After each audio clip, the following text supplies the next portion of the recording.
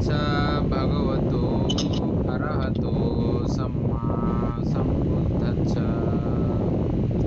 জগৎপূজ্য মহাকারণিক তথাগত সম্যক সম্বুদ্ধ শ্রীচরণে কৃতজ্ঞ প্রণাম নিবেদন করে প্রজ্ঞাপারমিতে অংশগ্রহণকারী সকল উপাসক উপাসিকাগণের নিরোগ দীর্ঘায়ু সুখী জীবন তথা জ্ঞান বিমণ্ডিত জীবন কামনায় শুরু করতে চলেছে আজকের মহাপরিনির্বাণ শুক্রবার। সাধু সাধু। দর্শক, আমাদের পেজ নাম্বার কত?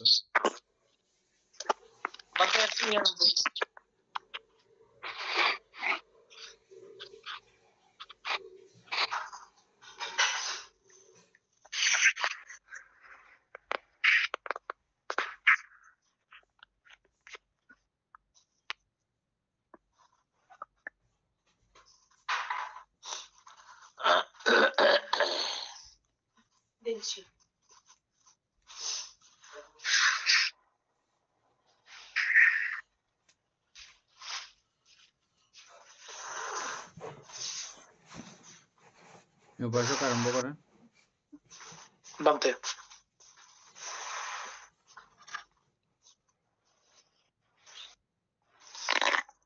পঞ্চদশ চরণ, এটা মনে হয় গতকাল পড়ছিলাম, বাট বুঝার কথা ছিল আর কি না। প্রাতিমুখ্য সংবরশীল পালন। চরণ মানে হচ্ছে যে আচরণ। চরণ মানে হচ্ছে যে আচরণ। পঞ্চদশ মানে 15 প্রকার আচরণ আছে। পঞ্চদশ আছে 15 প্রকার আচরণ। হ্যাঁ, তাহলে প্রাতিমুখ্য সংবরশীল পালন একটা। ইন্দ্রিয় সমূহে গুপ্তদারতা বা চক্ষুরাদি ইন্দ্রিয় রক্ষণ জ্ঞান। এখানে পঞ্চ ইন্দ্রিয়ের কথা বলা হচ্ছে আর কি মানতে। হ্যাঁ, তা এটা সম্পর্কে একটু ইয়া করেন, একসঙ্গে শিখাইও হয়ে যাবে। ইন্দ্রিয় গুপ্ততা কিভাবে করতে হয় এটা সম্যক সম্বুদ্ধ করেছেন, আর সকলের জন্য করতে হবে না এরকম না। অরহত হতে হইলে সবাইকে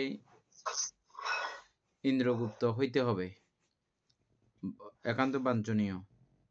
তাহলে এটাও শিখা দরকার। তা কিভাবে ইন্দ্রগুপ্ত করা যায়? আমরা তো এটা আগে থেকেই জানি, তারপরে আবার নতুন শব্দের সঙ্গে নতুন ভাবে পরিচিত হব আর কি।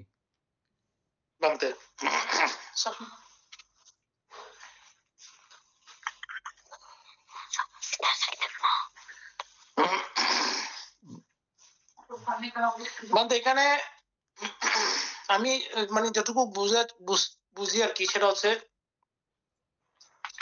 আমাদের এই যে ইন্দ্রিয় দ্বার দিয়ে যে সমস্ত আলমনগুলো উৎপন্ন হয়, ওগুলোকে যথাযথভাবে জানা।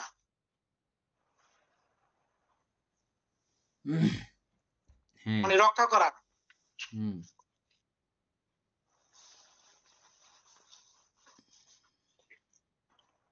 ঠিক আছে, কথা হয়ে গেছে। তারপরে আরো কেউ বলতে চাইলে বলেন। কুটবাবু বলেন। ঠিক আছে বলতে। আরো কেউ বলতে চাইলে বলেন না। গুপ্তদারতা বলা হচ্ছে ওই যে মানে যে সময় আলমনটা ঠিক উৎপন্ন হয়, ওই সময় ওইটাই মানে খুব সূক্ষ্মভাবে জিনিসটাকে জানা, মানে ওই তার সম্পর্কে ইয়ে করাটাই হচ্ছে গুপ্ত বলা হচ্ছে। কারণ নাকি গুপ্ত বলতে মানে চোখকে লুকায় রাখা, সরাসরি অর্থ যদি বলি, চোখকে লুকায় রাখা, কানকে লুকায় রাখা। হ্যাঁ, এটা কিন্তু এই ক্ষেত্রে এটা না। এই ক্ষেত্রে হচ্ছে যে চক্ষু তো খুললেই চোখে দেখবে, এটা স্বাভাবিক প্রক্রিয়া। তো এখানে কিভাবে এটাকে গুপ্ত করা যায়? গুপ্ত করার উপায় ওই যে বিশেষভাবে দেখলে তখন আর এটা গুপ্ত হয়ে যায়। হ্যাঁ, এটা অরিজিনাল দেখে, ভুল দেখার আর কোনো সুযোগ নাই। অরিজিনাল মঙ্গলক মঙ্গলক, এটাকেই গুপ্তদার। ইন্দ্রিয় কেন বলা হয় যে এগুলোকে চোখকে ইন্দ্রিয় কেন বলা হয় যে? ওটা ইন্দ্রত্ব করে বলে সে কারণে। কার উপরে ইন্দ্রত্ব করে? আলম্বনের উপরে। আলম্বনকে যে সময় যে আলম্বনটা প্রকটিত হয় ওই আলম্বনটাকেই চক্ষু দ্বারা হবে চক্ষু আলম্বনের উপরে সে ইয়ে করে ইন্দ্রত্ব করলেই তখন আর ওই ওইটা কি বলা হয় মানে অর্থাৎ প্রজ্ঞা চোখে যখন চক্ষু ইন্দ্রত্ব করে তখন আমাদের সমস্ত আমাদের স্থিত আর কি পার্থিবত্বে আমাদের স্থিত সমস্ত কিছুকে ও কন্ট্রোল করে চোখ এই সকল কিছুর মধ্যে নাম এবং রূপের মধ্যে ও রাজত্ব করে। নাম রূপের মধ্যে ও রাজত্ব করে এবং রাজত্ব করে বলিয়াই এই চোখকে ইন্দ্রিয় বলা হয়। পঞ্চ ইন্দ্রিয় সবগুলো। কান যখন কোনো কিছু ভালো কিছু শুনলো তখন ওই ভালো শোনার পেছনে আমরা দৌড়াই, তাহলে ও আমাদেরকে কন্ট্রোল করলো, পুরো নামরূপকে ও কন্ট্রোল করে নিল। তখন যখন কন্ট্রোল করতে পারে তখন ও ইন্দ্র, রাজা। এই পঞ্চ ইন্দ্রিয়কে রক্ষণ, এটাকে বলা হয় যে কি ইন্দ্রিয় সংবরণশীল।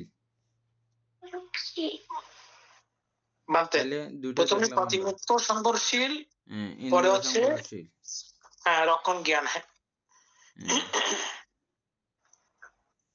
তারপর হচ্ছে ভোজন বিষয়ক জ্ঞান। ভোজন বিষয়ক জ্ঞান কি? ভোজন বিষয়ক জ্ঞান হচ্ছে যে ওই পাটিসংখ্যাটা আবার রিপ্লাই করলে হয়ে যাবে। হ্যাঁ মানতে, যেটা আপনি আগে অনেক কয়েকবার বলছিলেন মানতে। তারপরে জাগরণশীলতা। জাগরণশীলতা এটা মানতে কিরকম? এই তো স্মৃতি সম্প্রজ্ঞানতা। আচ্ছা, জাগরণশীলতা বলতে আমরা নর্মালি হস্তপদ সংকোচন প্রসারণের মধ্যে মনোযোগ রেখে অন্যদিকে ওকে ডাইভার্ট হতে না দেওয়া, এটা এক প্রকারের জাগরণশীলতা। নর্মাল এটা দিয়ে আমরা শুরু করি, কিন্তু পরক্ষণে বা শেষান্তে এমনভাবে রক্ষণ করা, এমনভাবে সজাগ রাখা কখনো সে যেন নিত্য বলার সুযোগ না পায়, কখনো সে যেন সুখ বলার সুযোগ না পায়। কে সে? আমি নামক যে অবস্থা আমরা বানিয়ে রেখেছি ওই বিষয়ে, এখানকার কোনো বিষয়ে যেন নিত্য বলার সুযোগ না পায়, সুখ বলার সুযোগ না পায়, আত্মা বলার সুযোগ না পায়, ওইভাবে সংরক্ষিত করে রাখা, ওইভাবে সজাগ করে রাখা হচ্ছে যে জাগরণশীলতা। এটা ফাইনালি। আর যেগুলো আছে এগুলোও জাগরণশীলতা নয় এমন না, তবে ফাইনাল হচ্ছে এটা। মানে এটা করলে বলতে ওই সৎকাদৃষ্টি মুক্ত হওয়া যাবে খুব তাড়াতাড়ি। হ্যাঁ, অর্থাৎ আপনি যেটা দেখবেন না কেন, যেটা শুনবেন না কেন, যেটা খাবেন না কেন, যা পুরো সম্প্রজ্ঞাত হবেন আপনি, প্রত্যেকটা বিষয়ের মধ্যেই সম্প্রজ্ঞানী হয়ে থাকা। সম্প্রজ্ঞান মানেই হচ্ছে যে কখনো সুখ সঙ্গ উৎপন্ন না হয় মতো, যে আছে নাকি সুখ আছে নাই, যে ওটা প্রকৃষ্টভাবে প্রমাণ করে নেওয়া, এটা হচ্ছে জাগরণশীলতা। তাহলে নর্মালি যেমন আমরা সকল প্রাণী সুখী হোক বলে বলে মৈত্রী ভাবনা করছি, মৈত্রী ছাড়া অন্য কোনো জায়গাতে চিত্তকে যেতে দিচ্ছে না, তখন কি এটাকে জাগরণশীলতা বলা যাবে? হ্যাঁ, এটাও জাগরণশীলতা, তবে পর্যায়ে ভেদে আর কি। এটাও আছে, এটার মতো করে ফাইনাল হচ্ছে যে ওইটা আমরা যেভাবে স্মৃতির কথা জানছিলাম,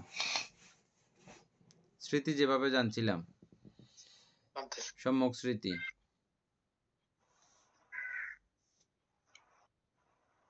তারপরে জাগরণশীলতা ও শ্রদ্ধা, পাপ করতে লজ্জা। এটা দুইটা মনে হয় না, শ্রদ্ধা এবং জাগরণশীলতা দুইটা বলছে না? দুইটা বানতে, হ্যাঁ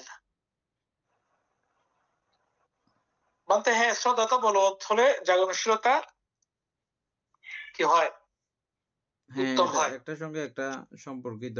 লিঙ্ক আছে, হ্যাঁ সম্পর্কিত। পাপ করিতে লজ্জা। পাপ করিতে লজ্জা, হ্যাঁ। তারপরে পাপকর্মে ভয়শীলতা। হুম, অহিরি অনাপত্র পাগুলো আসছে আর কি এখানে। হ্যাঁ বানতে, ওই তারপরে রণের পত্র। বহুশ্রুতি, বীর্য, স্মৃতি, প্রজ্ঞা, এই 7টি সদ্ধর্ম। বানতে এখানে বহুশ্রুতিটা কি? বহুশ্রুতি হচ্ছে যে বহুশ্রুতি হচ্ছে যে পরিয়ত্তি, প্রতিপত্তি, প্রতিভেদ সম্পর্কে শ্রুতময় জ্ঞান। পুস্তকীয়ভাবে বা শ্রুতময়ভাবে বা গুরুগতভাবে বা নিজে পড়ে হোক, যেকোনোভাবে পুরো ত্রিপিটকীয় বা পরিয়ত্তি, প্রতিপত্তি, প্রতিভেদ সম্পর্কে জানা রাখা হচ্ছে যে বহুশ্রুতিতা। হ্যাঁ, তবে সম্যক সম্বুদ্ধের বহুশ্রুতিতা সম্পর্কে আরো ভিন্নভাবে জানছি। সেটা হচ্ছে যে পুরো জাগতিক সমস্ত কিছু সম্পর্কে ওনার জ্ঞাতভাবটাকেই বহুশ্রুতিতা হিসেবে উল্লেখ করে কিছু, কিছু গ্রন্থের মধ্যে। তবে আ এই পরিয়ত্তি, প্রতিপত্তি, প্রতিভেদ আয়ত্ত করলে ওখানে জাগতিক কোনো কথাও কিন্তু আবার বাকি থাকে না। এটাও ঠিক। সেই দৃষ্টিকোণ থেকে বুঝছেন? এটা হচ্ছে বহুশ্রুতিতা। আচ্ছা, তাহলে হচ্ছে বীর্য, স্মৃতি, প্রজ্ঞা, এই 7টি সদ্ধর্ম।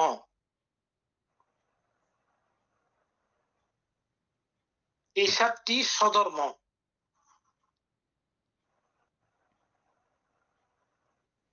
এবং সদ্ধর্ম, 4টি, সদ্ধর্ম লিখছে।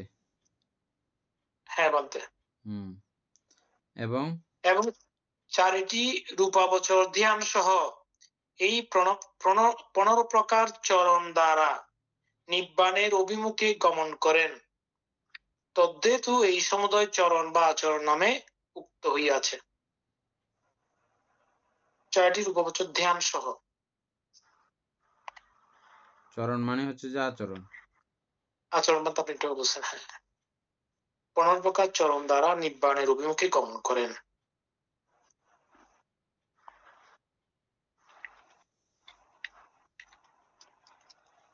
এটা অভিমুখে গমন করার পরে বাকিগুলো আসতেছে।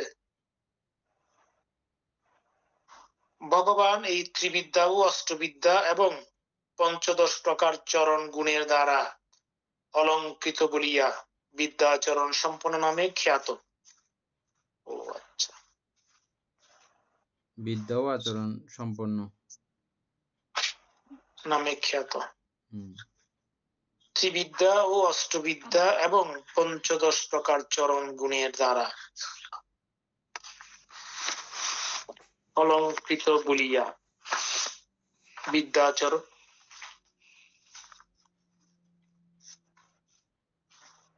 তারপরে যেদিন বুদ্ধিমূলে বুদ্ধত্ব লাভ করিয়াছিলেন সেই দিনই তা হার বিদ্যা সম্পদা পূর্ণতা প্রাপ্ত হইছিল। তাহার তাহার হুম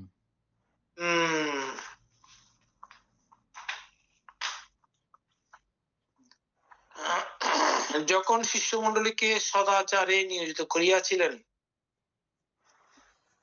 তখন চরণ সম্পদ পরিপূর্ণ হইয়াছিল। শিষ্যমণ্ডলীকে সদাচারে, এই ঠিক আছে, এটা ওই আমি যেটা বলছিলাম আগে এই কথাতে মিলছে। অর্থাৎ আমি আগে যেটা বলছিলাম পড়ছিলাম বিদ্যা ও আচরণ সম্পন্ন নিজে আচরণ করেছেন এবং সেই আচরিত ধর্ম নানাভাবে অন্যের কল্যাণে তিনি ব্যক্ত করতে পারেন। বুঝাইতে পারেন, সেজন্য বিদ্যা ও আচরণ সম্পন্ন বলা হয়। এই কথাটা এখানে আসছে কিন্তু। হ্যাঁ বলতে শিষ্যমণ্ডলীকে সদাচারে নিয়োজিত করিয়াছিলেন, তখন তিনি আচরণ সম্পদ পরিপূর্ণ হইয়াছিল। পরিপূর্ণ হইয়াছিল। অর্থাৎ এটা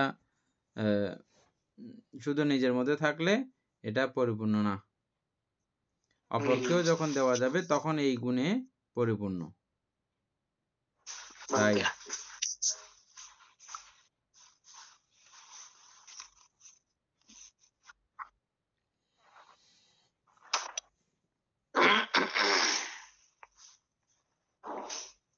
তাই তাহার শিষ্যগণ সুপ্রতিপন্ন দুষ্প্রতিপন্ন নহেন।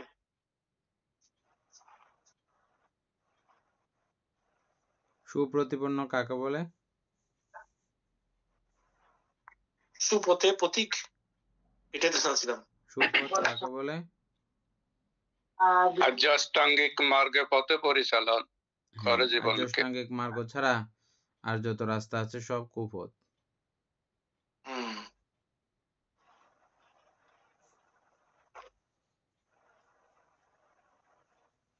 বা দুষ্প্রতিপন্ন। দুষ্প্রতিপন্ন নহেন। যাহারা দুষ্প্রতিপন্ন তাহারা আত্মপীড়নকারী তর্তিকগণের ন্যায় কেবল দুঃখ ভোগ করিয়া থাকে, নিব্বাণ সার লাভ করিতে পারে না।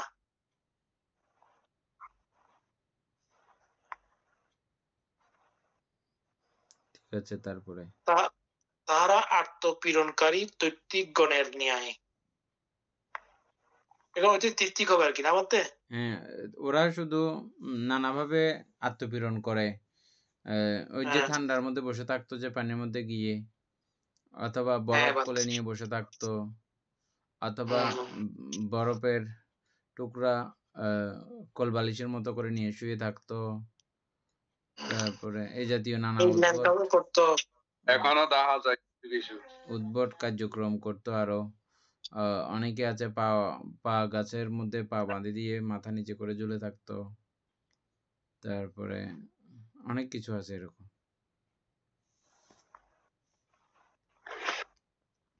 এগুলো আত্মপীড়নকারী, মানে শুধু নিজেকেই কষ্ট দেয়, কিন্তু নির্বাণ সার কখনো লাভ করতে পারে না। হ্যাঁ, কারণ ওইখান থেকে তো চিত্ত শুদ্ধ হবে না, সে কারণে আর কি। যা হোক, লাইনটা বুঝতে পারি নাই ভালো করে। কোনটা? ত্রিবিদ্যা ও অষ্টবিদ্যা এবং পঞ্চদশ প্রকার চরণ গুণের এই লাইনটা, এটা সম্পর্কে আমরা কালকে একটু করে আলোচনা করছিলাম। বিদ্যা ও আচরণ সম্পন্ন বলতে আমরা আগে অন্যান্য বইয়ে যেটা পেয়েছি, বিদ্যা বলতে জগতে যত প্রকারের বিদ্যা আছে সর্ববিধ বিদ্যায় তিনি পারদর্শী।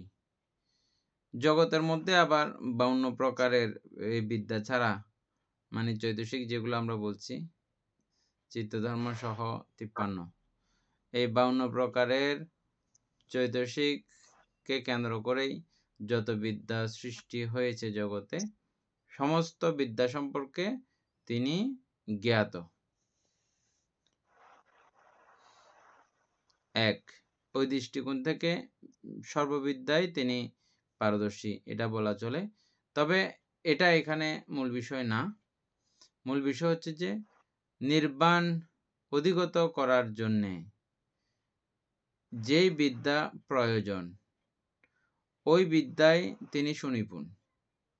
শুধু সুনিপুণ এমন নয়, ওই সুনিপুণতা অন্যকে তিনি প্রকাশ করতে পারেন। এজন্য ওনাকে বিদ্যা সম্পন্ন বলা হয়, বিদ্যা ও আচরণ সম্পন্ন। আর এখানে শুধু একটা সাইড নিয়েছে, ত্রিবিদ্যা। ত্রিবিদ্যা হচ্ছে যে দিব্যচক্ষু, দিব্যসূত্র, নানারে দিনাবশক, আর অষ্টবিদ্যা, বিদর্শন জ্ঞান, মনোময় ঋদ্ধি, আর অষ্টবিদ্যাটা বলেন। অসুবিধা বলতেছে আর কি, বিদর্শন জ্ঞান, মনোময় ঋদ্ধি অর্থাৎ চিত্তানুযায়ী রূপধারণ, নানা প্রকার ঐশী শক্তি, দিব্যশ্রোত্র, পরের চিত্তচার জ্ঞাত হওয়া, মানে পরচিত্ত বিচরণ জ্ঞান, তারপর জাতিস্বর জ্ঞান, পূর্বজন্ম সংকটের জ্ঞান, আটচ্যুত উৎপত্তি জ্ঞান, তৃষ্ণা ক্ষয় জ্ঞান, এই 8টা। উপাসক ওই জায়গাটা পয়েন্ট করে রাখতে পারবেন। হ্যাঁ, তারপরে সুগত। সুগত, সুগত সেই ভগবান, সোবানা গামানাত্তা সুন্দরাং ঠানাং গাতাত্থা সাম্মা গাতাত্তা সাম্মা চা গাদাত্তা সুঘাত, শোভন গমন হেতু সুন্দর স্থানে অর্থাৎ নির্বাণ গমন হেতু ও সম্যক প্রকারে গিয়াছেন বলিয়া, এবং যুক্ত স্থানে যুক্ত বাক্য কালোপযোগী, সুস্থানে সুবাক্য বলেন বলিয়াই সুগত।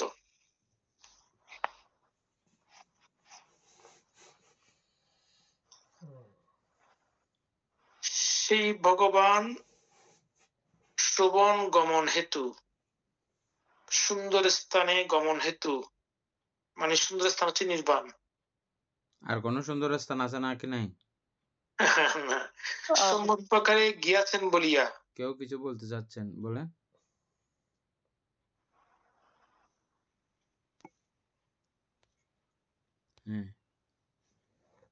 এবং যুক্ত স্থানে যুক্ত বাক্য কালোপযোগী, সুস্থানে সুবাক্য বলেন বলিয়াই সুগত।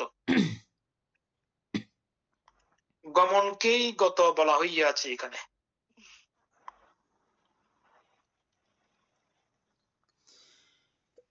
সুস্থানে সুবাক্য বলেন বলিয়াই সুগত। আচ্ছা, এগুলো তো নোট করতে হবে। তারপরে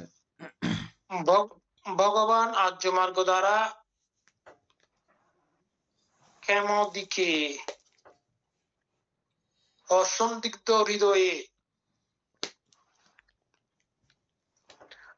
অর্থাৎ আসাজ্যমান গত শ্রবণ গমন হেতু সুগত। ভগবান আর্য মার্গ দ্বারা ক্ষেম দিকে, মানে বুঝলাম না বলতে, যে ক্ষেম দিকে কি বোঝানো হচ্ছে এখানে? এই তো ক্ষেম, যোগক্ষেম, অসন্দিগ্ধ হৃদয়ে। হ্যাঁ, এই ক্ষেম বলতে তপ, তপস্যার চরম পর্যায়, চরম অবস্থা। আচ্ছা, যোগক্ষেম বলে না, ক্ষমতা আর কি। ক্ষেম মানে ক্ষমতা, ক্ষমতা থেকে আচ্ছা। ক্ষেম।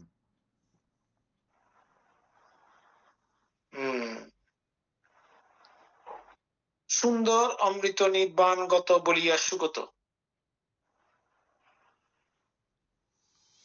শ্রোতাপতি মার্গ দ্বারা, সকৃতগামী মার্গ দ্বারা, অনাগামী অরত্ব মার্গ দ্বারা যেই কলুষম ত্যাগ হয়,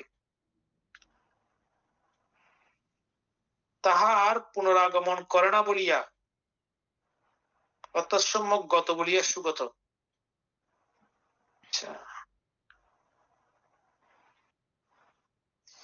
এগুলো দিয়ে বুদ্ধানুস্মৃতি করলে তো একেবারে, হ্যাঁ, বুদ্ধানুস্মৃতি ওটা তো জাস্ট আপনার করার জন্য উত্তম, হ্যাঁ, আর উত্তম নাই। এগুলো এগুলো তো আপনার আরো 2-3 বার পড়লে, আপনি ইতিবিশ্ব বললে মাত্র সমস্ত মানে পার্ট বাই পার্ট আপনার মনে চলে আসবে। ও ইতিপিছু ভগবা বললে মাত্র, ও ইনি এই কারণেই ভগবান।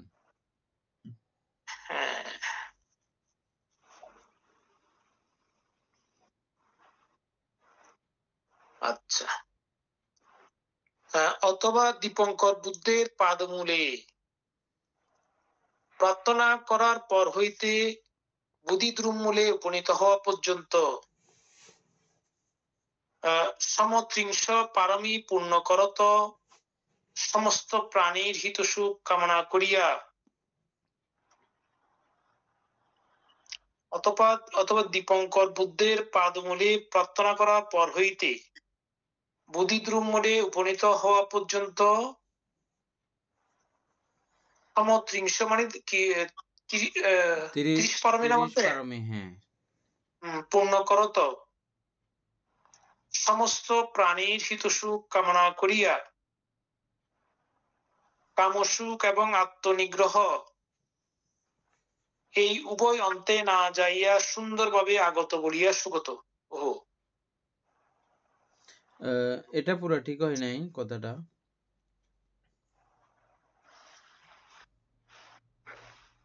পুরোটা মানে ঠিক হয় নাই, কারণ যেমন কারণ হচ্ছে যে বুদ্ধিসত্ত্ব হওয়ার পরে অবিচি নরক ছাড়া অন্যান্য নরকে কিন্তু যায়, বুঝছেন? মানতে তির্যকুলেও গিয়েছিলেন তো।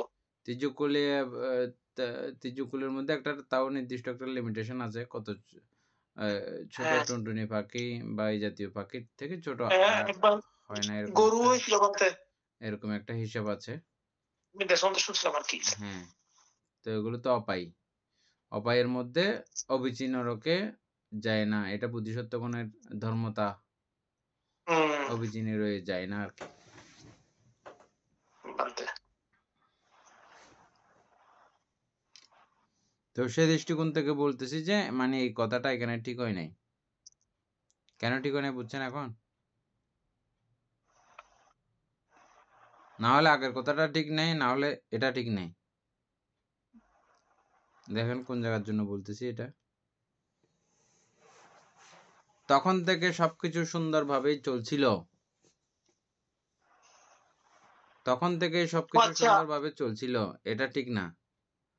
মাঝে মধ্যে অসুন্দর হয়েছে বলেই তো উনি নরকে যান, বুদ্ধিসত্ত্বগণ নরকে যান, সুন্দর কাজের জন্য তো মানতে নরকে শুধু যান। তোর কথাটাই না মানতে, এখানে ওইটা না প্রশ্ন, এখানে আটটা আছে। এখানে আমার প্রশ্ন হচ্ছে এখানে সুগতর কথা তো এখানে ওইটা আসার কথা নয়। না, আমরা আগে যেগুলো পড়ে আসছি এগুলো সুগত ঠিক আছে। এই জায়গাটা এটা আসার যখন কথা না উনি আর কি। বুদ্ধত্ব লাভ করেছেন, হ্যাঁ, বুদ্ধিজ্ঞান লাভ করার পরে ওনার সুগতটা আসছে, কিন্তু এটা আগের কথা বলা হচ্ছে, ঠিক আছে। এই দৃষ্টিভঙ্গিতে হ্যাঁ আপনার কথা ঠিক আছে মানতে। তারপরে বুঝছি মানতে এখন। হ্যাঁ তথাগত সময় বুঝিয়া ধর্ম দর্শনা করিতেন, যেই বাক্য অপরের হিত সুখাবহ নহে তাহা তিনি বলিতেন না, সময় উপযোগী নিব্বাণ গমন যোগ্য সুন্দর বাক্য বলিতেন বলিয়া তিনি সুগত। মাঝখানে ওই লাইনটা হ্যাঁ অথবা দীপঙ্কর বুদ্ধের পাদমূল এখান থেকে ওই 3টা লাইন হবে না মানতে এখানে বেশ কমে গেছে আর কি।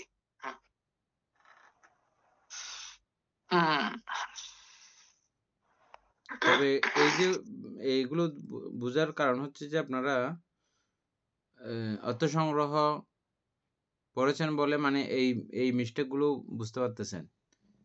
হ্যাঁ মানতে, না হলে কিন্তু এই মিস্টেক গুলো বোঝা সম্ভব না। যেটা লিখছে সেটা হ্যাঁ হ্যাঁ করে চলে যেতে হতো। এখানে তর্ক করার মতো উপায় আপনাদের ছিল না, থাকতো না। তারপরে লোকাবিদু লোকজ্ঞ সেই ভগবান তাব্বাতাপি বিদিতা লোকাত্তা পানা লোকাবিদু সর্বপ্রকারে লোকের বিষয় বিদিত বলিয়া লোকবিদ বা লোকজ্ঞ। সেই ভগবান পঞ্চস্কন্ধ লোক সম্বন্ধে জানেন। বলতে পঞ্চস্কন্ধ লোক বলতে লোকবিদ মানে হচ্ছে যে 31 লোকভূমি তথা জগৎ, পুরো জগৎকেই 10 সহস্র চক্রবাল 10 সহস্র লোকধাতু বলতে শুনেছেন না? হ্যাঁ বলতে লোকধাতু, তারপরে 10 সহস্র, তারপরে পুরো এটা, তারপরে একটা নির্দিষ্ট সীমার মধ্যে আছে। পুরো জগৎকেও জগৎ লোকধাতু বলা হয়।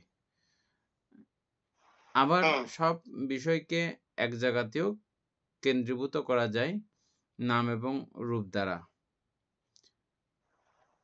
বা পঞ্চস্কন্ধ লোকে বললে পুরো জগতের সমস্ত কথা সেখানে চলে আসছে। এই পঞ্চস্কন্ধ সম্পর্কে তিনি বিদিত বলিয়া লোকবিদ। এটা এটা এক এটার জন্য ওনাকে লোকবিদ বলা হয়। আর কোন কুলে জন্মগ্রহণ করলে ওনার চিত্ত ক্ষমতা কত দূর, ওনাকে কিভাবে কথা বললে উনি বুঝবে, এটা সম্পর্কেও তিনি জানেন বলে লোকবিদ। এটা আমি পুরো 31 লোকভূমির প্রাণীগণের কথাই বললাম। মনুষ্য লোকের যে কোনো মানুষের সঙ্গে কথা বলার সময় তাদের মতো করেই বলবেন। এবং এরকমও পাল্টা কিছু কথা আপনারা পাবেন। অনেকজনকেই এরকম কথা বলেছেন, কথাগুলো নিতে পারে নাই, এমনও অনেকজন আছেন। বুদ্ধত্ব লাভ করার পরে যে কার সঙ্গে দেখা হয়েছিল, যে একটা পরিব্রাজকের সঙ্গে দেখা হয়েছিল। হ্যাঁ, বলতে যিনি করছিলেন আর কি, ওনাকে কি বলে সম্বোধন করেছিলেন? তপস্যবল্লিকের আগের ব্যক্তি, তপস্যবল্লিকের সঙ্গে দ্বিতীয়বার মনে দেখা হয়েছিল। দ্বিপাচিক উপাসক তপস্য এবং বল্লিক, নাম শুনেছেন না?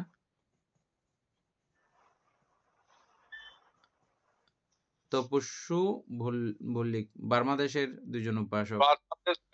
হ্যাঁ, আচ্ছা, এর একটু আগে আরেকজনের সঙ্গে একটা ইয়ার সঙ্গে দেখা হয়েছিল, পরিব্রাজক, সন্ন্যাসীও না পুরো, আবার ইও না, গৃহস্থও না, এমন এক শ্রেণীর সন্ন্যাসী পরিব্রাজক। ওই পরিব্রাজককেও বুদ্ধ নিজের পরিচয় দান করেছেন এবং সশরীরে বুদ্ধকে দেখেছেন, নানাভাবে কথা উত্থাপনও করেছেন, বলেছেন। কিন্তু যিনি গুরুকে জিজ্ঞেস করছিলেন মানতে, বুদ্ধের, উনি তো? গুরুকে হ্যাঁ, ওনার নামটা কি আমি ভুলে গেছি। ওনার কথা বলতেছেন। হ্যাঁ, তো কিন্তু উনি করতে নিতে পারে নাই। তো সেই জন্য বুদ্ধ এত প্রাজ্ঞতা বিজ্ঞতা থাকলেও আমার নেওয়ার মতো ক্ষমতা না থাকলে আমি নিতে পারবো না। প্রাজ্ঞতা বিজ্ঞতা তার জন্যই, যে নিতে জানবে, যে বুঝবে, তার জন্যই আপনি পণ্ডিত। যে আপনি না থাকলে সেটা আপনি বুঝতে আর জানতে সক্ষম হবেন না, বুঝা জানা আপনার পক্ষেও সম্ভব না সেটা। কি কথা থেকে এখানে আসছে? আচ্ছা, লোকবিদ। সবকিছু তিনি বিদিত ছিলেন থাকার পরেও। এই কথাটা আপনারা ওখানেও পাবেন, যেমন দেবদত্তকেও কি বুদ্ধ বুঝাননি?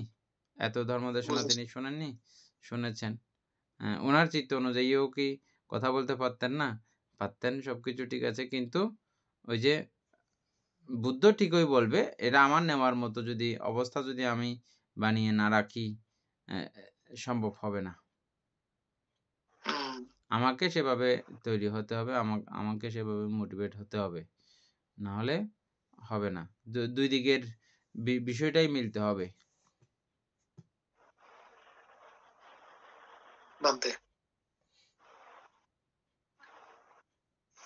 হচ্ছে স্কন্দ লোকোৎপত্তি হেতু ও তৃষ্ণাদির সমুদয় সম্বন্ধে জানেন। স্কন্দ লোকোৎপত্তির হেতু ও তৃষ্ণাদির সমুদয় সম্বন্ধে জানেন, তাহা নিরোধ এবং নিরোধের উপায়ও সর্বতভাবে অবগত আছেন বলিয়া লোকবিদ। স্কন্দ লোকোৎপত্তির হেতু সম্বন্ধে জানেন। এই স্কন্দ লোকোৎপত্তি সম্পর্কে এখন আপনারাও জানেন, এটা এখন আপনারাও জানেন। যে কোনো একজনে বলেন কিভাবে এই স্কন্দ লোকোৎপত্তি হয়।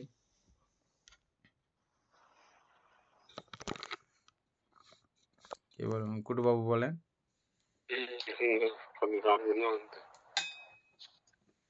উপাসিকা বলেন।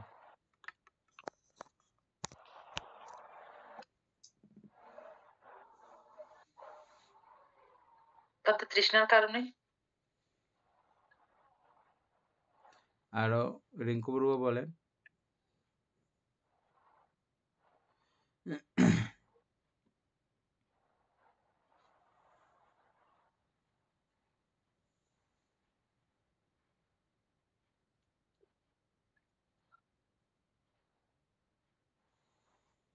ওই তো রিঙ্কু বড়ুয়া নাই।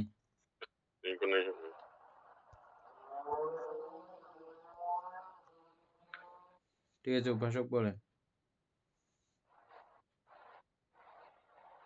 বলতে এটা বলতে এখন উনি যেহেতু লোকবিদ, তার মানে এখানে যে স্কন্দ, এখানে একটু আগে যেটা আমরা পড়লাম পঞ্চস্কন্দ লোক সম্বন্ধে জানেন, যেটা আপনি ব্যাখ্যা করলেন পঞ্চস্কন্দ লোক। এখন কি ওই স্কন্দের লোক উৎপত্তি হেতু বলা হচ্ছে এখানে নাকি? লোক কাকে বলে? মূল কথা হচ্ছে যে প্রথমে বুঝতে হবে যে লোক কাকে বলে। লোক হচ্ছে বলতে উনি লোক সম্পর্কে বলতে জন্ম জন্মান্তরের যে কি বলে চক্রবালের সমস্ত সত্যগণকে এখানে লোক বলা হচ্ছে না বলতে, প্রাণীগণকে নামরূপকেই লোক বলে আর কি, পঞ্চস্কন্ধকে বা নামরূপকেই নামরূপকে লোক বলে। হ্যাঁ, মানে সব প্রাণী তো নামরূপ থাকবে, তাই তো? এটাই তো এই নামরূপের উৎপত্তি সম্পর্কে তিনি যথাবিদিত। এই নামরূপের উৎপত্তি কিভাবে হয় এটা আমরা জানছি, খুব ভালো করে বুঝছি, খুব ভালো করে জানছি। এটা একটু করে সবার জন্য বলেন। উপাসিকা, আমরা কি আলোচনা করতে চাইছি এটা বুঝছেন না আপনি এখন? বান্তে মানুষের জন্ম জন্মান্তর কিভাবে হয়, কি কারণে মৃত্যু হয়, এগুলোই তো। 19 প্রকার প্রতিসন্ধি বিজ্ঞানের কারণে কি হয় যে ভব হয় না। 19 প্রকার প্রতিসন্ধি বিজ্ঞানের কারণে ভব হয়, ভব থেকে জন্ম হয়। আর জন্ম হওয়া মাত্র এর আরো আগে কি আছে? প্রতিসন্ধি বিজ্ঞানের আগে নামরূপ। মানে এটা দ্বাদশ নিদানের তো হলে তো পুরোটা আসতে হবে, পুরোটা আসবে আর কি। अविद्या पचे संकारा, संकारा पचे বিয়ায়না, বিয়ানা পাচ্ছে নামারূপা। এই সংস্কারের প্রত্যয়ে বিজ্ঞান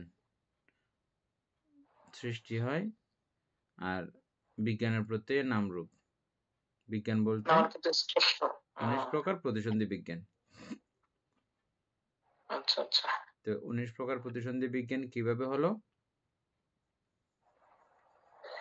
সংস্কারের কারণে।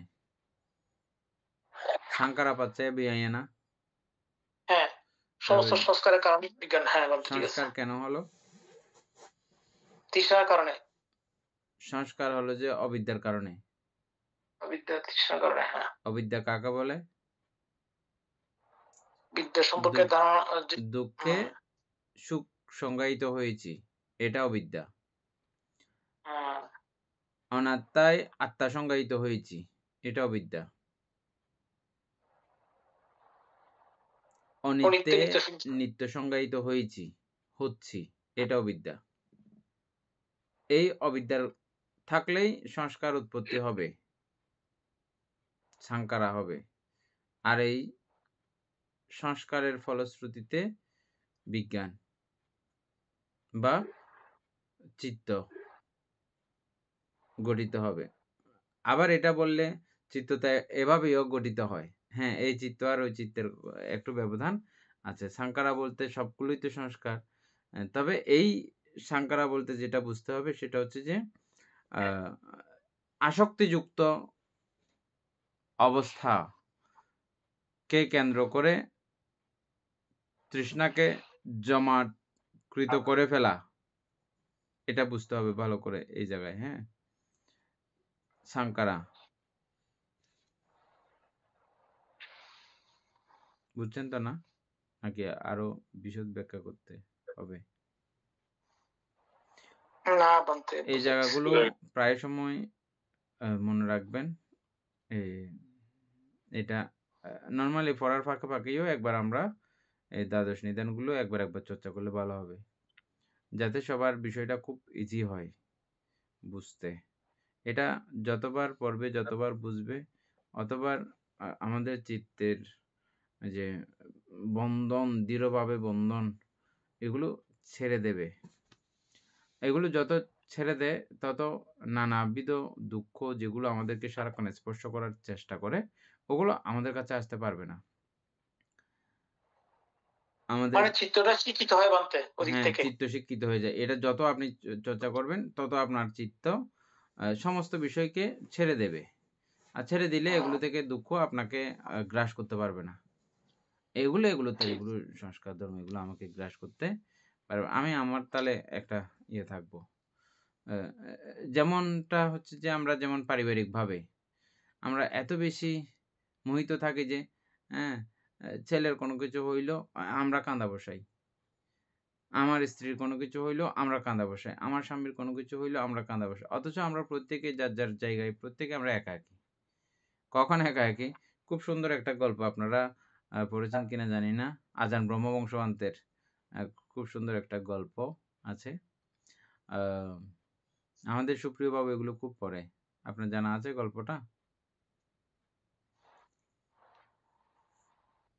বানতে জানা নাই তো। হয়তো শুনলে বুঝতে পারবো হয়তো। পড়ছি এক কিন্তু আমি জানি না। ব্যক্তি, তিনি এটা ৪ টা বিয়ে করেছেন। একটা হচ্ছে যে অর্থবিত্ত প্রাচুর্য, আরেকটা হচ্ছে যে যশখ্যাতি, এগুলো বউয়ের নাম। তারপরে আচ্ছা। আরেকটা হচ্ছে যে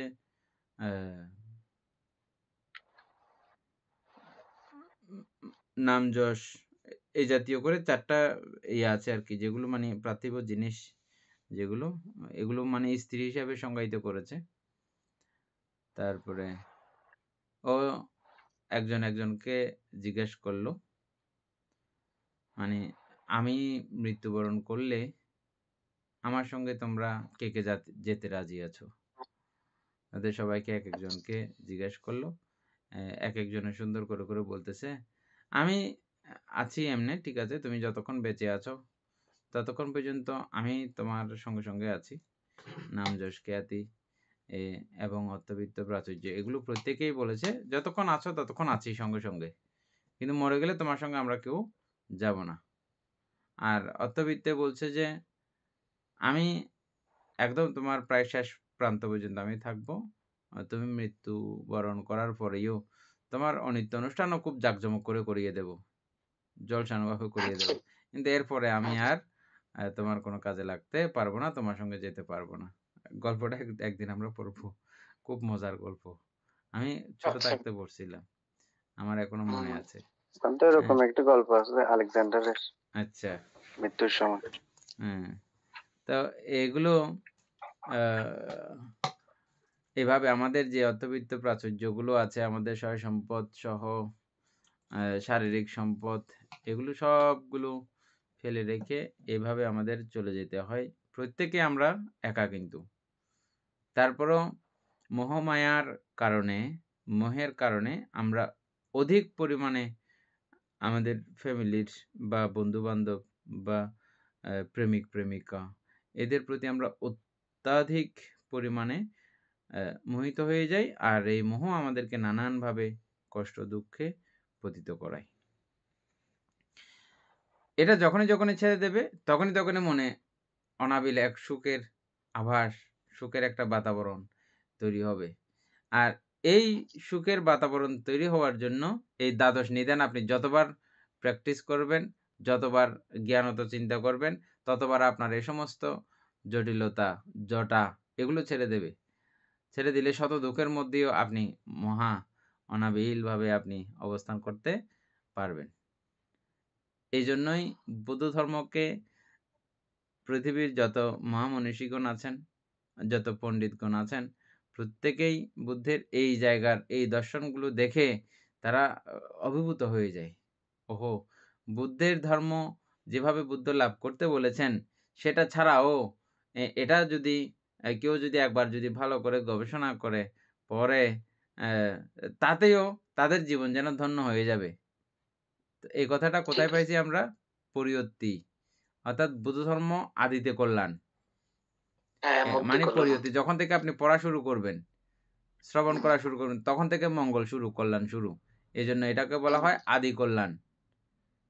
তারপরে মধ্যে কল্যাণ। যখন আপনি আচরণধর্মী হবেন, মধ্যে কল্যাণ, অন্তে কল্যাণ। যখন আপনি আচরণ করে এটার ফল ভোগ করবেন, এটা অন্তে কল্যাণ। আদি কল্যাণ, মধ্য কল্যাণ, অন্ত কল্যাণ। মানে ৩ সময়েই এটা কল্যাণধর্মী। কি কথা থেকে আমরা এখানে গেলাম যে? লোকবিদ। লোকবিদ। লোকবিদ।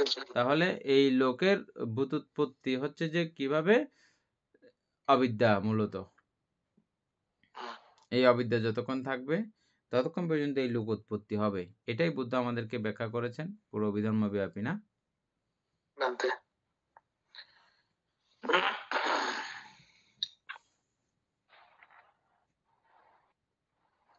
তাইলে বলা হচ্ছে স্কন্দ লোক উৎপত্তির হেতু ও তৃষ্ণাদির সমুদয় সম্বন্ধে জানেন,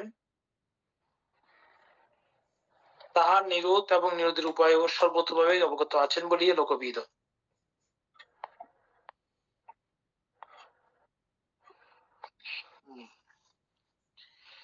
তাই উক্ত হইয়াছে, পালিগাতা আছে একটা মন্ত্রে পড়তেছি না, পদব্রজে গমন করিয়া কখনো লোকের অন্ত করিতে পারে না। পদব্রজে গমন করিয়া কখনো লোকের অন্ত করিতে পারে না, অর্থাৎ যেখানে সত্যগণের জন্ম জরা মৃত্যু নাই, সেই জন্ম জরা মৃত্যু উৎপত্তি রহিত নিব্বাণ লোক পদব্রজে যাইয়া জ্ঞাত হইতে দর্শন করিতে লাভ করিতে পারে না। বুঝছেন তো? কিন্তু হ্যাঁ? কি সুন্দর কথা। সংস্কার লোকের অবসান ভূত নিব্বাণ প্রাপ্ত না হইলে দুঃখ রাশির অবসানও হয় না। আমাদের এই আশিন খেমিকা বান্ধের কথা মনে পড়ছে যে, না ওনার দৃষ্টিকোণ থেকে উনি যেটা বলছেন সেটাও ঠিক আছে। উনি বলতেন স্মৃতি সম্প্রযুক্তভাবে একটা কদমও যদি দেওয়া যায়, নির্বাণের ১ হাত বা ১ বিয়ত আমি কাছে চলে গেলাম। এভাবে মানে উৎসাহিত করতেন আমাদেরকে। তো এখানেও সেই কথাটা আসছে আর কি। পায়ে হেঁটে এই লোকের অন্ত খুঁজে পাওয়া যাবে না। কোন লোকের অন্ত? আদি ওই যে পঞ্চস্কন্ধ লোকের অন্ত। পঞ্চস্কন্ধ লোকের অন্ত, হ্যাঁ ঠিক আছে। এটার মানে আপনি শেষ খুঁজে পাবেন না এইভাবে। পায়ে হেঁটে এটা সম্ভব না।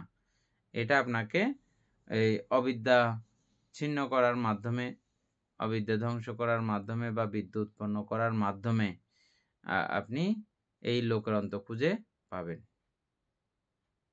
এখন বুঝবেন পুরা। ওই জায়গাটা আবার পড়লে পুরো বুঝে যাবেন। দেখেন, পদব্রজে গমন করিয়া কখনো লোকের অন্ত করিতে পারে না, অর্থাৎ যেখানে সত্যগণের জন্ম জরা মৃত্যু নাই,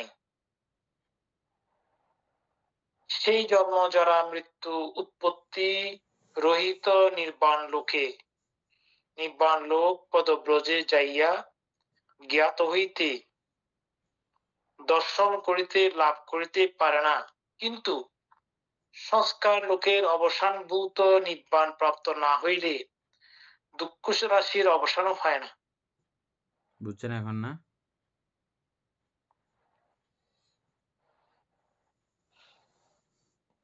বুঝা যাবে না এমন কিছু নাই তো।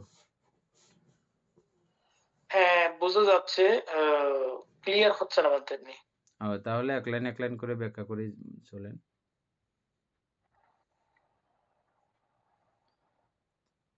পদব্রজে গমন করিয়া কখনো লোকের অন্ত করিতে পারে না। হ্যাঁ, ঠিক তাইলে আছে, এই আবার আপনি পঞ্চস্কন্ধ, লোকটা মনে করতে হবে, লোক কাকে চিনছিলাম আমরা? হ্যাঁ পঞ্চস্কন্ধকেই লোক চিনছিলাম। পঞ্চস্কন্ধ বলছিলাম, হ্যাঁ। এই পঞ্চস্কন্ধ কি আপনি পায়ে হেঁটে শেষ করতে পারবেন? না। পায়ে হেঁটে শেষ করার কোনো বিষয় নাই। এটা পায়ে হাঁটলে শেষ হবে না। এটা কত অনন্তকাল ধরে আপনি হেঁটে আসছেন। অনন্ত জন্মব্যাপী হেঁটে আসছেন। লোক শেষ করতে পারছেন? না। এবং এই আচ্ছা, দেখেন আমার বলা হচ্ছে অর্থাৎ, হ্যাঁ, হ্যাঁ, যেখানে সপ্তগণের জন্ম জরা মৃত্যু নাই, হুম,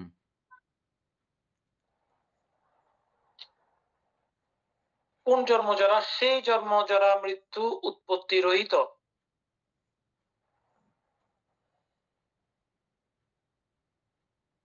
নিব্বাণ লোকে পদব্রজে যাইয়া জ্ঞাত হইতে। হুম। এখানে বলতে বলতে যাচ্ছে যে মনে হয় নির্বাণে কেউ পায়ে হেঁটে যেতে পারে না, সংস্কারের অবসান হলেই নির্বাণ প্রাপ্ত এটা হইতে এমনি পারে। একটা কথার কথা বলছি আরকি। এমনি তো পায়ে হেঁটে যাইতে পারে না, তো এটা তো সবাই জানে।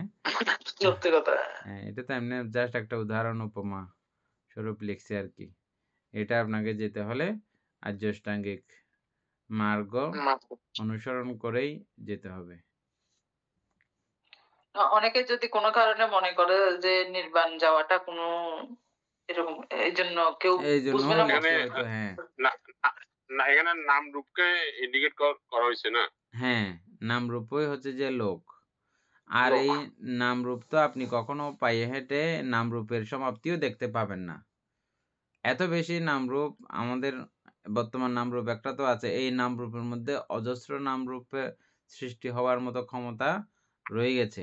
কিন্তু সংস্কার আর কি, হ্যাঁ, অবশ্যই মানতে। তো সুতরাং ওগুলো কি আপনি কখনো পায়ে হেঁটে ওগুলো শেষ করতে পারবেন? এত সংস্কার রাশিকে কি আপনি এখনো ইয়ে করে ফেলতে পারবেন? এটা এর উদাহরণ। উদাহরণ। উদাহরণও বটে, আবার ইয়েও বটে। হ্যাঁ, ঠিক বরাবরও আছে, আছে এটা কথাটা। না, এভাবে এইভাবে বুঝে নিতে হবে আর কি, না তো হবে না। হ্যাঁ, মানে এইভাবে যাওয়া মোটেই সম্ভব না। না।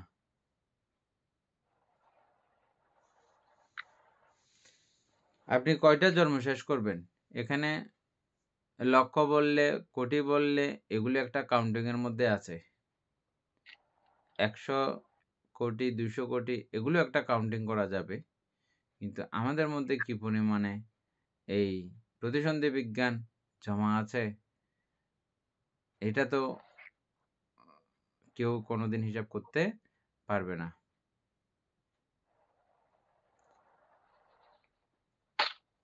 প্রতি এইজন্যই সেকেন্ডে বলা হচ্ছে, হচ্ছে যে কি এটার আদি দেখা যায় না। আমাদের প্রতি সেকেন্ডে হচ্ছে, কেমনি হিসেব করা হবে? প্রতি সেকেন্ডে কতগুলো হয়ে যাচ্ছে। সাংঘাতিক অবস্থা। এটা আজকে শেষ করে দেন। হ্যাঁ, বানতে। ব্র্যাকেট বলছে অপিচ আমি সসংজ্ঞাযুক্ত ব্যায়াম প্রমাণ কলেবরে, অর্থাৎ পঞ্চস্কন্ধে লোকসমুদয় লোকনিরোধ এবং লোকনিরোধের উপায় দেখাইতেছি। অর্থাৎ এই ব্যায়াম কলেবরের মধ্যেই এটার সমাপ্তি উনি আবার দেখিয়েছেন। ব্যায়াম কলেবরের মধ্যে বলতে মানে আমাদের শরীরটা গোল না? আমরা গোল, জানেন তো? বানতে হাত কিভাবে পা গোল খুললে যে? গোল হচ্ছে তো। কিভাবে গোল হাত যে? পা হাত পা খুললে বানতে গোল হচ্ছে না?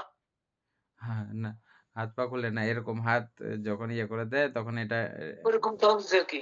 তখন এটা গোল। হুম, এদিকেও সমান, আমাদের লম্বা দিকে আর এদিকে সমান।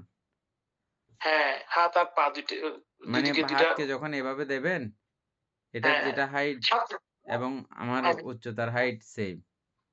তাই বানতে পাও এরকম পাও এরকম পাও একটা ছবি আছে তো বানতে, হ্যাঁ, লিওনার্দো দা ভিঞ্চি। এটাকে কলেবর বা ব্যায়াম ব্যায়াম বলা হয় আর কি। ব্যায়াম প্রভা না ব্যায়াম কি?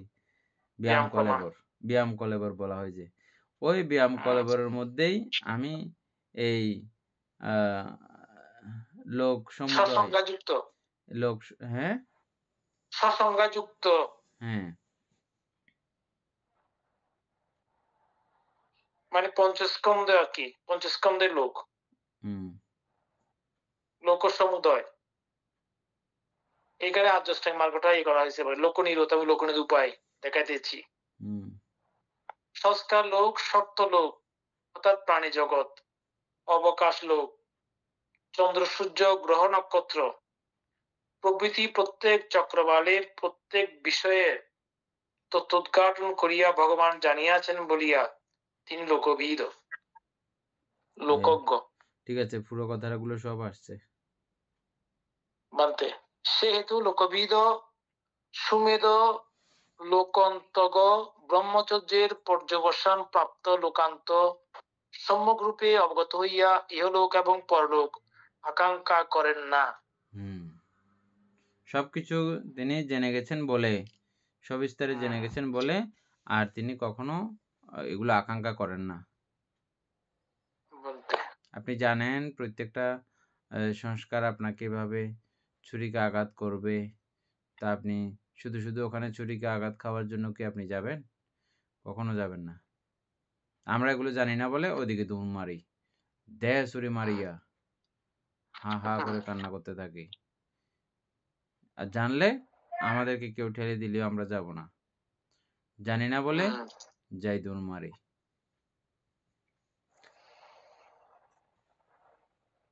সদ্ধর্মপ্রাণ প্রিয় উপাসক উপাসিকা বৃন্দ, এতক্ষণ যাবৎ আমরা মহাপরিনির্বাণ সূত্রের পরিশিষ্ট আলোচনা করছিলাম।